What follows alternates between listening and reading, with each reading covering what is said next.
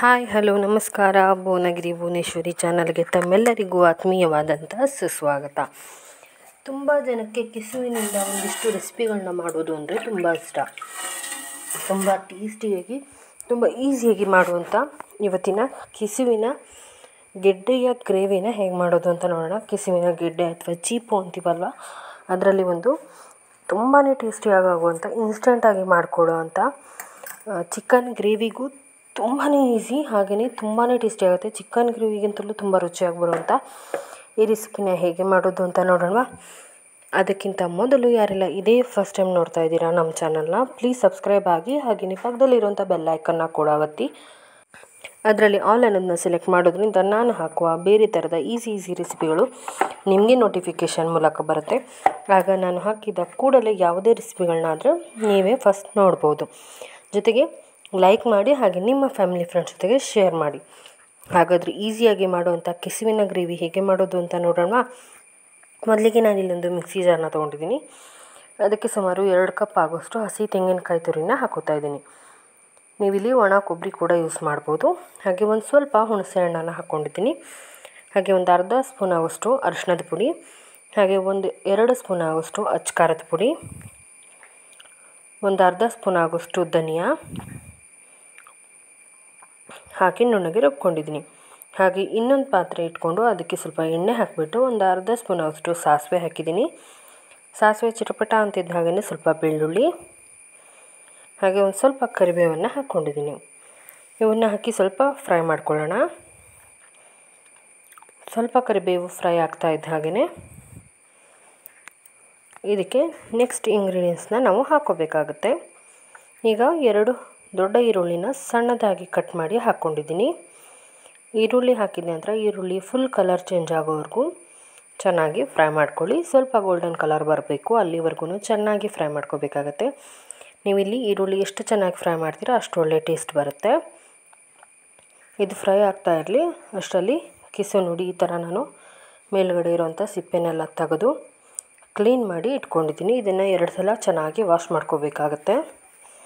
ಕೆಸುವಿನ ಗೆಡ್ಡೆ ಅಂತೂ ನೋಡಿರ್ತೀರ ಎಷ್ಟೋ ಜನ, ಮಾರ್ಕೆಟಲ್ಲೂ ಕೂಡ ಈಗ ಅವೈಲೇಬಲ್ ಇದೆ, ತಗೋಬೋದು ನೀವು. ಇದು ಕಪ್ಪು ಕೆಸುವಿನ ಗೆಡ್ಡೆ. ಈಗ ಈರುಳ್ಳಿ ನೋಡಿ ಒಳ್ಳೆ ಕಲರ್ ಚೇಂಜ್ ಆಗ್ತಿದೆ, ಇಷ್ಟು ಫ್ರೈ ಆದರೆ ಸಾಕಾಗುತ್ತೆ. ಈಗ 2 ಸಲ ಚೆನ್ನಾಗಿ ವಾಶ್ ಮಾಡಿ ಇಟ್ಕೊಂಡಿರೋಂಥ ಕೆಸುವಿನ ಗೆಡ್ಡೆಗಳನ್ನು ನಾನು ಹಾಕ್ಕೊಂಡಿದ್ದೀನಿ. ಹಾಕಿದ ನಂತರ ಇವುಗಳನ್ನು ಕೂಡ ಚೆನ್ನಾಗಿ ಫ್ರೈ ಮಾಡ್ಕೋಬೇಕು. 2 ನಿಮಿಷ ಫ್ರೈ ಮಾಡ್ಕೊಳ್ಳಿ ಚೆನ್ನಾಗಿ.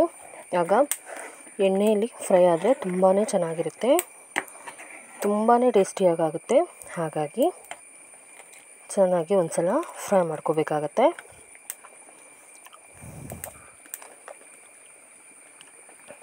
ಇದು ಚೆನ್ನಾಗಿ ಫ್ರೈ ಆಗಿದೆ. ಇದರಲ್ಲೇ ನೀರು ಬಿಟ್ಕೊಳ್ಳೋದಕ್ಕೆ ಶುರುವಾಗುತ್ತೆ. ಆಗ ನಾವು ಇದಕ್ಕೆ 2 ಲೋಟ ಆಗೋಷ್ಟು ನೀರನ್ನು ಹಾಕ್ಕೋಬೇಕಾಗತ್ತೆ.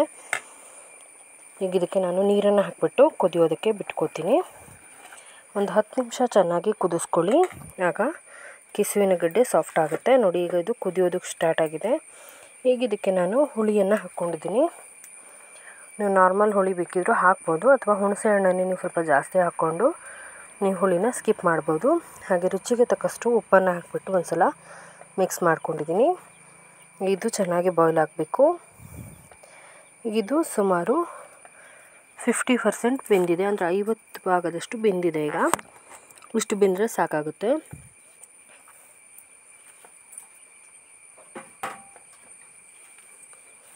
ಈಗ ಇದಕ್ಕೆ ನಾವು ಮೊದಲೇ ರುಬ್ಬಿಟ್ಟಂಥ ಮಸಾಲೆಯನ್ನು ಹಾಕ್ಕೋತಾ ಇದ್ದೀನಿ.